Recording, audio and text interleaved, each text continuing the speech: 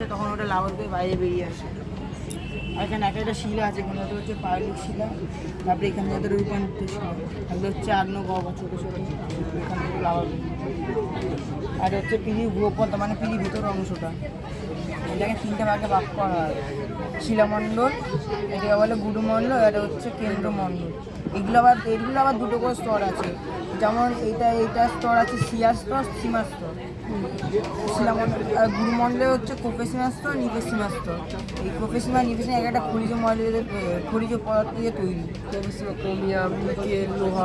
এখানে পুরো ম্যাগমাটা থাকে, যে এই ম্যাগমাটা পুরো এখানে থাকে। আর হচ্ছে কেন্দ্রমণ্ডল, সবথেকে শক্ত অংশ হচ্ছে এইটা। মানে এইটাই ঘোরা বন্ধ করে দেয়, তাহলে পৃথিবী ঘুরবে না। সব এক জায়গায়, মানে এক জায়গায় পুরো দিন, এক জায়গায় পুরো থেমে যাবে একদম। ঋতুচক্র, এটা হলো ঋতুচক্র। এখানে বোঝা যায় যে কোন কোন দেশে কোন কোন ঋতু বিরাজমান করছে, বা কোন কোন গোলাতে কোন কোন ঋতু বিরাজমান করছে। যেমন 21শে মার্চ মহাবিষুব হয়, মানে দিন ও রাত্রি সমান হয়। তারপরে আস্তে আস্তে দিন বড় হতে থাকে, রাত্রি ছোট হতে থাকে। আর তারপরে হলো 21শে জুন। এই সময় উত্তর গোলার্ধে যে দেশগুলো থাকে সেখানে গ্রীষ্মকাল হয়, আর দক্ষিণ গোলার্ধে যে দেশগুলো থাকে সেখানে শীতকাল হয়।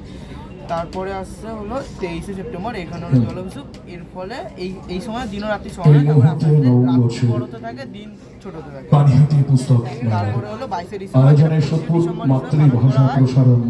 এই সময় দক্ষিণ গোলার্ধে গ্রীষ্মকাল হয়, আর উত্তর গোলার্ধে শীতকাল হয়। আর এটা হলো নববর্ষের এই পানিহাটি পুস্তক মেলা আজ তৃতীয় দিনের সন্ধ্যায় বিভিন্ন গ্রহগুলো রয়েছে, আমরা উপস্থিত হয়েছি। এই মুহূর্তে আমাদের মধ্যে এসে উপস্থিত হয়েছেন পানিহাটির প্রথম নাগরিক, পানিহাটি পৌরসভার পৌরপ্রধান মাননীয় শ্রী সোমনাথ দেব মহাশয়। উপস্থিত আছেন এই ওয়ার্ডেরই পৌর প্রতিনিধি এবং প্রাক্তন পৌরপ্রধান মাননীয় শ্রী মলয় রায় মহাশয়।